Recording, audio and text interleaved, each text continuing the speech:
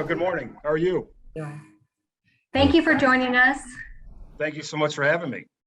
Great to see you, Jay. Good to see you, Mr. Paul. Mr. Krenner, you're in charge. Okay, that's one of the few times you let me have the controls. Thank you. Great to see you, Jay. Great to see you. Thanks for having me again. Yeah, and we recently had the chance to visit a little bit at the Velocity International Festival at WeatherTech Raceway, Laguna Seca, and it was great to catch up. And it reminded me, I was reflecting on it after we talked. What a moment you arrived in your position at IndyCar. The things you've managed and changed. I want to talk about that right off the bat, and we'll talk a little bit about your background too, because I don't think that people understand maybe where you've come from and what you've done previously. But first off, you're managing change constantly, and you managed the change basically of a moment of change that I've seen IndyCar soar.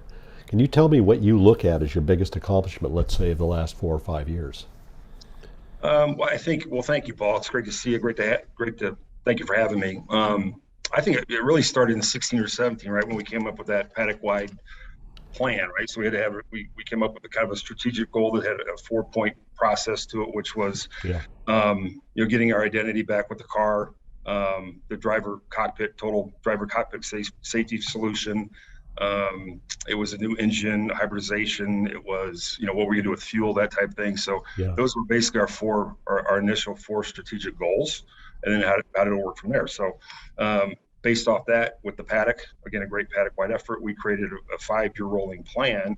And so far from that first strategic goal meeting we kind of had, we did the car in 2018, which the AK-18 came out in 2018, less downforce, more horsepower coming, got our identity back, looked like an Indy car, drives like an Indy car, which is great. In 2020, we came up with the Aero Spring, which I think has been a industry changing device. I think it's a piece of work of art. It's Yes, it is. amazing what it does. It's amazing the strength it has. We've got numerous incidents that have happened over the last couple of years, and obviously the results what we wanted. Next in 2023, we're coming out with a 2.4 liter twin turbo V6, with hybridization to it. So that's the engine piece. And then, the last part was the fuel, which we're looking at different things. But I think if you look back, we've ran E85 for a lot of years, right? Which is already probably cutting edge compared to what some others are doing. So excited about, what we've done at this point, excited about where we're going. We still have a lot of work to do. But I think it all started out with a plan, and the plan was created amongst our paddock, amongst our manufacturers, amongst us at IndyCar, and we've stuck to our plan, and I think it makes sense. The teams know where we're going, they know what we're doing. The COVID last couple of years is kind of, we've deviated a little bit from the plan just based off of that, like everybody's had to. But in 20 and 21, you were more in survival mode than growth mode, but again, excited where we're at, excited where we're going. Well, you should be. I'm going to recite some stats that I recited yesterday during the session with Mark Miles. We have a dashboard. We get to see how the different racing series are doing based on the metrics on our digital platforms. From the moment the new car was introduced, through many of these initiatives coming on stream, this sport has taken off. It took off as well because of the NBC alignment. But most importantly, whatever you've been doing is working. The action on the racetrack, it's working. The stars that are coming into the sport, it's working. So, we're seeing this massive growth of, well above 60%, nearly 70% annually, and largely driven by the audience energy in IndyCar. Now we're seeing what's happening too. NASCAR, Formula One, IMSA are all rising. Every other sport's rising, but you're rising at a rate greater than the rest of them. And at the core of it is the stability and identity and schedule and all these other things you've been working on.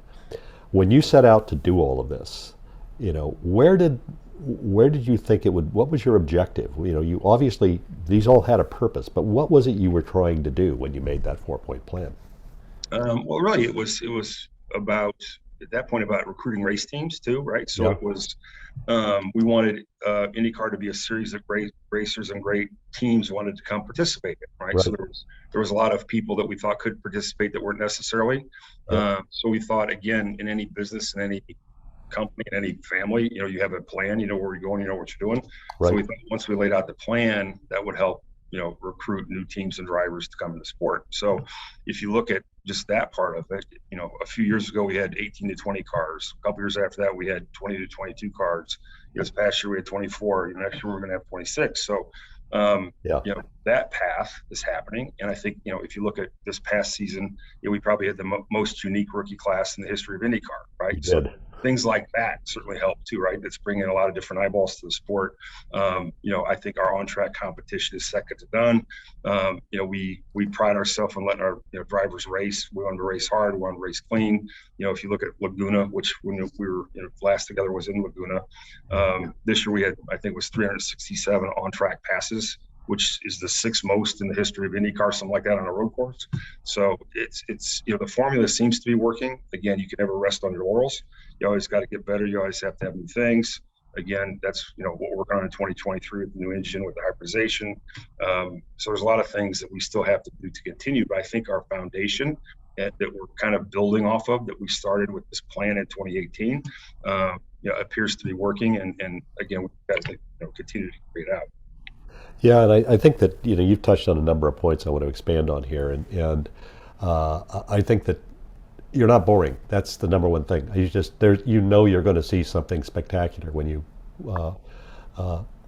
tune in or follow IndyCar. You're going to see action, and you're going to see people bring it. And we saw that. Laguna is a perfect example. That was a mesmerizing race. It was dominating and brilliant performance by Colton Herta, but what was happening the rest of the field was crazy.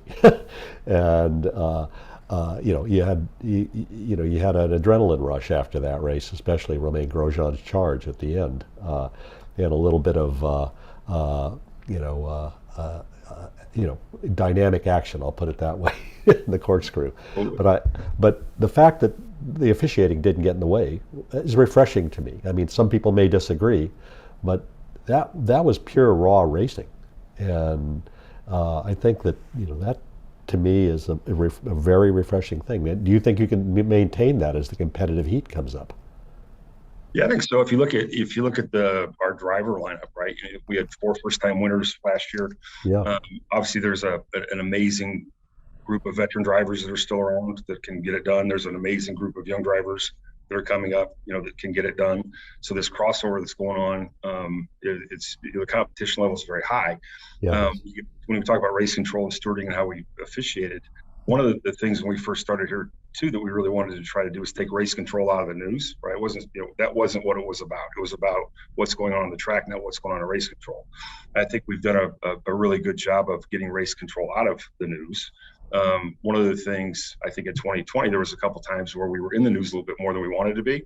Yeah. And I don't think it was a human element in any way, but there was some technology that, new technology we got coming from 2021, or I'm sorry, 2022, that will help button that up. So we're excited about the future, the way we officiate things. Again, we certainly don't want, race control or the stewards to be in the news. It's not about them. It's about what's going on the track. And I think that the way we've let the drivers race and race hard is something we'll certainly do in the future. And I think that's what a race fan wants to see.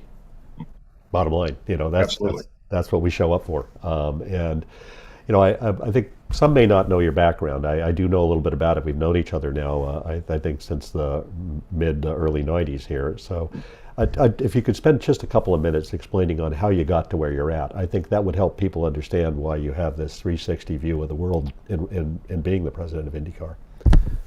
Oh, well, this is always one of the most exciting things to talk about. Not, you talk about yourself, but just people need to know how you got here. Gotcha. So right out of college, my first job, I worked for Anheuser-Busch for a couple of years. Did a lot of things in sports marketing. Actually got to know a lot of people in motorsports through that. So that's kind of was my first caveat. So after AB, I went and worked for Valvoline and ran the NASCAR program and the World Outlaws program. That's where I met you. Yep. Yes, that's where we met for a few years. Through that, I actually met Rick Hendrick, and Rick became a good friend, mentor, that type thing. So from Valvoline, we went and we actually went and started a team, an NASCAR team. So I think I was 29 years old. We started a team from scratch with support of Hendrick Motorsports. What's called MB2 Motorsports. So I guess MB2's biggest claim to fame was in 07, the Mark Martin, Kevin Harvick Daytona 500, where we lost. We won the Daytona 500. We lost the Daytona 500 overtime, right? Yeah. So that was that team. We had, Kenny Schrader, M&M's, Ernie Irvin, Skittles, Joe Nemechek with the Army, Sterling Marlin. So it was a good group, good team. Yeah. Basically then I guess it was 2008, sold the team to DEI.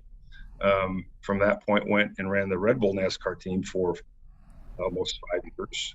Yeah. And then ended up here. So interesting, I think I've been on all sides of the sport, right? And the biggest thing was obviously everything we've always done, or I've always done, is from a team perspective, because starting a team from scratch again, it was 96.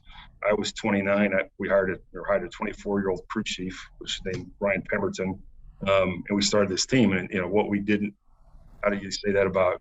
We didn't know what we didn't know, and here we went. Started out in a 8,000 square foot building with 13 people, and in year 2 sat on the poles at Brickyard 400. So it's cool. And so anytime we do things from an IndyCar perspective, the first thing we always look at is how it affects the teams, because at the end of the day, the teams are our bread and butter. If we have a healthy paddock, we're going to have a healthy sport and a healthy series. Agreed. And that's, you opened the door to another subject that was raised by Michael Andretti, with the the point was made from his perspective that, when I think you're appreciated by this paddock, obviously we hear that constantly at Racer. At the same time, there's a concern that IndyCar team is not a franchise. It's not an ownable thing beyond the hardware and the facility. Is there any consideration given to creating equity for these teams that are effectively the foundation of the sport? Is there any discussion about what can be done to? Well, I think if you look at that piece of this, okay, we've grown, right? We've got to this certain point now where we've got 26 or 27 cars that are going to run full time. How do we manage the growth? How do we manage this success we're having? So all those things kind of play into this and what's next and how it works. So when we did the plan, again, so this goes way back, our goal or hope was that we would have 24 full-time teams with 3 manufacturers, 8 cars apiece. Perfect, right? The math works. It's perfect. It's beautiful. Yep. Here's how we go. So we've got ahead of ourselves on the team part, which is great. We haven't got the third manufacturer part done yet, but we continue to work on that. So again, that again, as we grow into the future, I know there's many different things we'll have to look at to sustain what we're doing. Obviously, creating value for the owners is very important. So, there's nothing, I guess you would say, that would be off the table then. Great, and I think that because what you have here is really quite unique, and this sport is coming back in a way that some didn't believe it could, and I know you're, just from observing it, you're a big part of the reason it is. And the challenge you have too of balancing the Indianapolis 500, a unique event that has unique requirements. You have to fill a field of 33 cars out of an entrant base that's usually 24 to 26 cars, creates another set of issues, in and of itself. But let's talk about this puts a bit of a strain on the engine manufacturers as well. So I know you're working on this third engine manufacturer, and I'm not going to put you on the spot here and ask you about how it's going with Volvo, or any other company. I just think that I know you're working on it. But what happens when you get that third manufacturer? What's the real benefit to IndyCar? I think a lot of people may not understand that.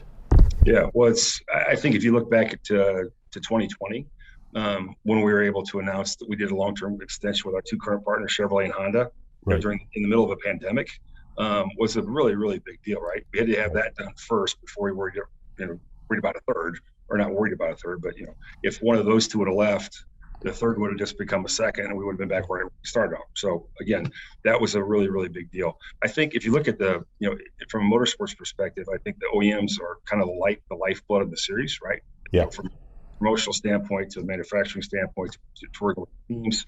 Our two current ones do a phenomenal job. Like you mentioned, there's a huge stress on them right now as we're growing. It's obviously created more inventory issues and things like that for them.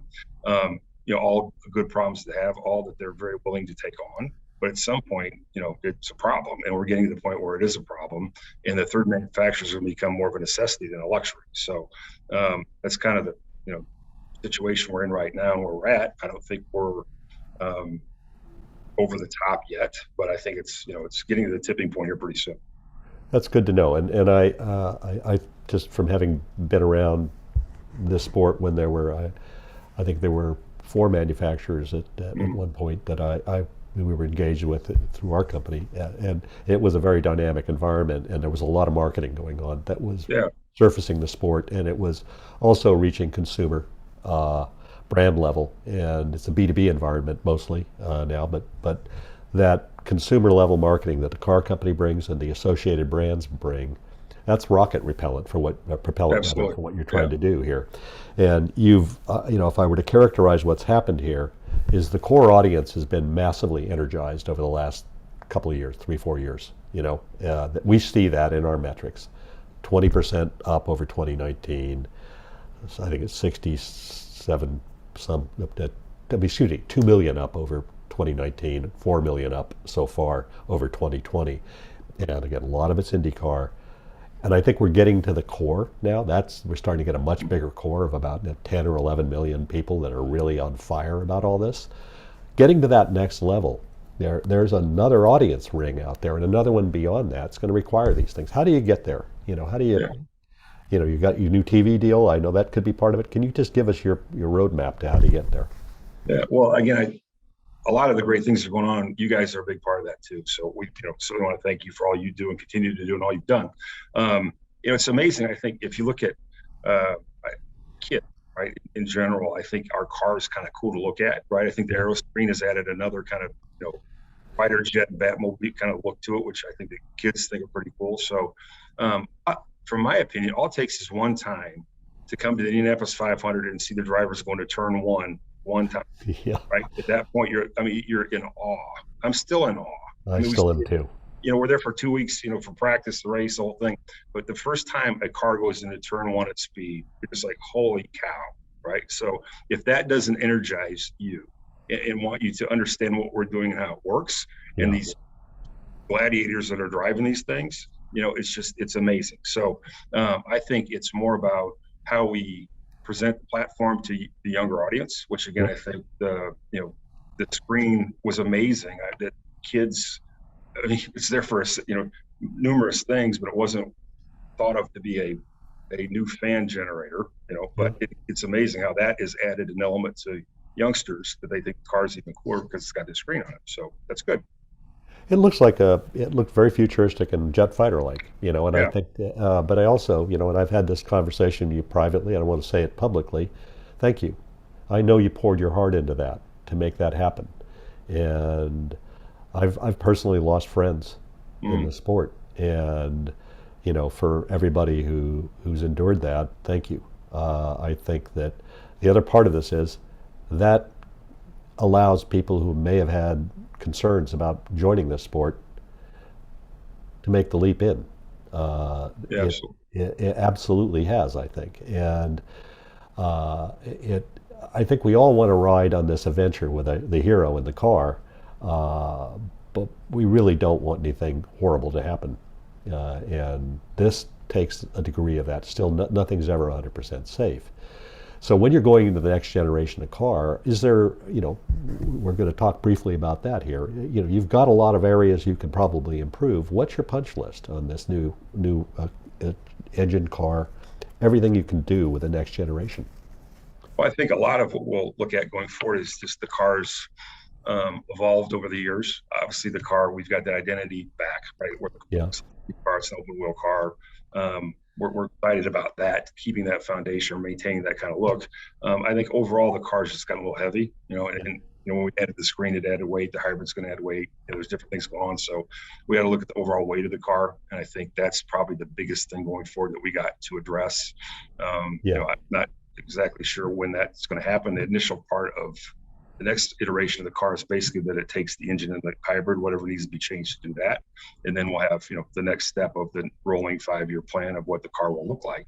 Yeah. It could be, we've looked at it a couple different ways. One, it could be a wholesale change all at once. One, it could be, different updates over the period of time. So if you go from 2028 backwards and just, here's what we want to look like in 2028, you just start in 2024, go forward, that type of thing. So again, that's not quite defined yet. We have a good idea where we want to go. It's just what years we do it, how it affects the teams. Again, one of the things we do with the plan is we always make sure we don't want to obsolete parts and pieces without giving them an 18 to 24 month notice, right? Mm-hmm. Unless it's a safety aspect. So again, there's a lot of moving pieces at this point, right? And again, the last couple of years have kind of made you pivot different places and different things. If you look back over what was written a few years ago, we should have already been doing this by now, right? Yeah. But we delayed it because of COVID and what was going on with that. So, again, excited about the future. It'll be a great group effort by our paddock, our friends at Dallara. When you talk about the 18 car, we went over there at 17, and basically that car was drawn on the wall, right? We have the original drawings. Yeah. And it's like, it was cool, right? I mean, as a race fan or, somebody, a racer, we're doing hand drawings on these pieces of paper, and they'll change this, do this, what about that? And they would go away, they would come back and do it again. And it was just an all-day experience doing this. And that's amazing that that's how that car appeared. And, we put out some drawings through you guys, right? To get a fan perspective. The fans immediately liked it, so we knew we were onto something. And we put out actual renderings of it. They liked it even more. We knew we were onto something.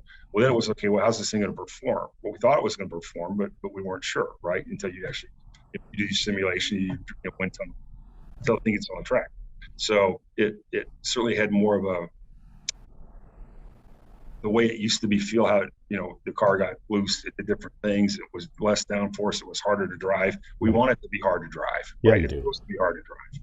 So hopefully that's created a better racing product. It has. I think it's created the unpredictability that makes this so intriguing. And that's, I think also, having drivers come from an environment, let's say like Formula One, where they're excellent drivers that have won all the way up the ladder, but they're in a team that is in the bottom tier of team resources, so they're not going to win there. And they come here, and all of a sudden, they're who they really are. They're an absolutely frontline, brilliant racing driver that can win and run at the front. And this is an instrument for them. It's almost like a musical instrument. They can play well and show everybody their talent. And that's what we've seen. And that brings me to another point, is the sport belongs to everyone. And I think there have been two really, noble initiatives this past year, in the race for diversity and inclusion. And, Paretta Autosport at the Indy 500 this year generated a huge amount of interest. Obviously, you're closer to much of this than we are. Is there good prospect that team will be back on the grid at Indy this year? Well, from what we saw, from what Beth was talking about the other day, absolutely. I know they're full speed ahead and they're trying. And, until we all get here, you don't know, right? Things happen, change, but we certainly anticipate them being back. Yeah. And, because and I shared this with Mark yesterday, that team, generated as much or more social media and page view energy as the entire Indy 500 weekend itself during qualifying weekend. Wow. And for me, that was really eye-opening. And we saw a trend to younger audience. We saw a trend to female audience. Some of this stuck, afterward, which I think for us is a door opener. And then we have Force Indy, which I see is moving up to Indy Lights. Can you talk a little bit about what that means to the sport? Yeah, I mean, Coach Frye and his guys have done a great job. It's been fun to watch their progression. And obviously now they're progressing again. So, no, it's been great. I think it's something that'll be really cool to see what happens 2 or 3 years from now. If you look in the future to see what this actually, what return this produces, which I think it's going to be great. I think it's going to be really big. We were part of the original NASCAR diversity program. I think it was like 2004. Yeah. And it was amazing how many tentacles that created, right? It's not just from a driver perspective, engineers, mechanics, pit crew members, lots of different things that come from that. And I'm a former college football player, was in contact with, or my university was in contact with me 2 weeks ago about how can we participate, how can we get athletes that are graduating, they're not going to the NFL or wherever, to come try this. So again, I think the word's getting out that so it's going to be a good thing. And actually, in the job portal we created for the teams a few weeks ago, we've got, I think, right now almost 600 resumes loaded into it. So there were that's pretty awesome, especially in this job market. I've got to say, that tells you must be doing something right. Yeah. Later today, we're going to be talking to your Chief Diversity Officer, Jimmy McMillan. George Tamayo, our creative director, will be doing a session with him to explore this more deeply. But ultimately, your sport's appealing on so many levels. But the market you go to is, I think this is probably the concluding part of this, is your schedule's robust now. You have a really stout schedule. Are you satisfied with a mix of circuits? Do you want to see it evolve? I talked to Mark yesterday about maybe going international to, obviously, North America, being a primary focus, going to Mexico. Do you have anything you want to throw into that? Hopefully our fans will love this. I'm an oval guy. I love oval, right? So I think our mix of ovals is a little light right now. Not sure what that'll look like in the future, but we're one of the things, going back, 6-7 years ago, what we try to do is create data equity and equity in the venues we go to. So I think we're much closer to that, now, and even getting through the COVID years to get to this point. I think we got good data equity. We got great partners, great venues. You saw what happened in Nashville last year. It was spectacular. It's a new venue. I just think as we go forward, we got to be conscious of keeping the mix, making sure we got the proper amount of ovals. The oval racing in IndyCar is, again, it's breathtaking. You watch the cars going to turn one at Indy, or even at a place like Iowa, right? I mean, it is. I think Iowa one where we had like 900 and some on-track passes, during the time. It's just crazy, right? So, we just got to be conscious of the ovals in the mix. Yeah, that's the heritage part of it, and I think that again, your sport has always been a race to the future. From the moment the Indianapolis 500 was created, it's a narrative about getting to the future faster and creating a better future. And I think it's so fitting that we had that breakthrough moment this year with this female forward team at the Indianapolis 500. And later today, we'll have Beth and the team will be on for our primetime session. We'll get to talk to the women that made history in doing that. But you oversee a series that is living history. What you do matters. And what do you want your legacy to be when, let's say, you've decided to go fishing at the end of all this? What do you want people to think about what you've done here? Well, that's interesting. I mean, again, I think it's a great people. When we first got here, one of the things we talked about was harnessing the power of the paddock. We got a lot of really smart people, right? And I guess, have been able to get them together as a group and create consensus, right? So that's, to me, been the key. When we do things, they know what we're doing, they know where we're going, they know why we're doing it. They were part of the decision. If they didn't necessarily get their way that time, they understand why, and they buy into what we're doing at that point. And here we go. And I think that's been the most rewarding thing about this. And we talk about the history of this sport, being the steward per se of it, right now. We take it very seriously. I mean, this means something. It means a lot. It means, it's a great group of people. It has great history. It has a great future, and we're just really proud to be part of it.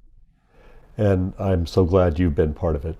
It's been a pleasure having you as a friend, and an honor, actually. And I'm so amazed at what you've done with your time at the helm of this important series. Thank you for being with us today, Jay Frye, and good luck to you and your team. And have a great 2020 season. Great. Well, again, thank you all for having me, and good luck with the rest of your day.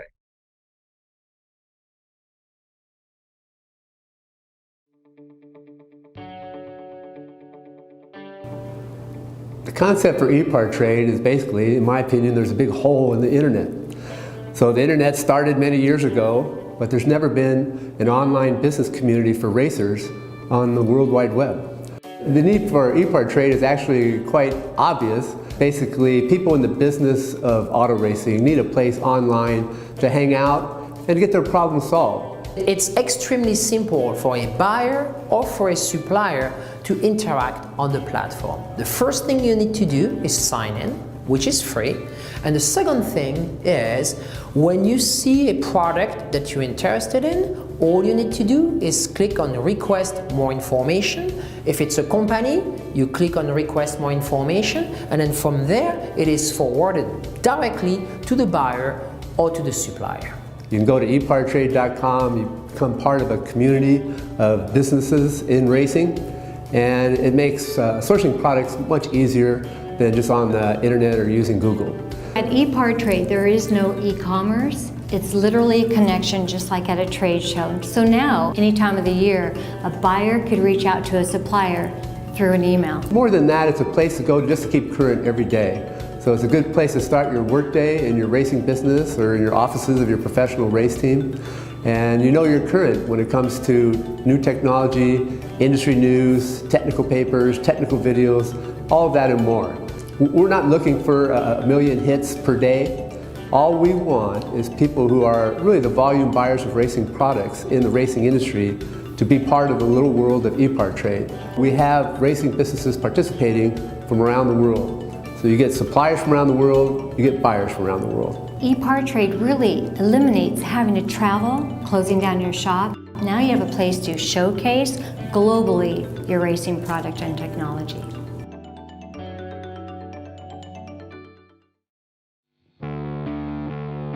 There are two types of people, racers and everyone else. Racer Magazine is for those who believe that racing is a way of life. Racer embodies the excellence that defines a sport driven by passion, courage, and ingenuity.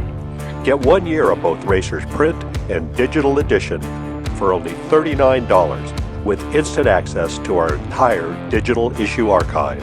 Subscribe now at info.racer.com.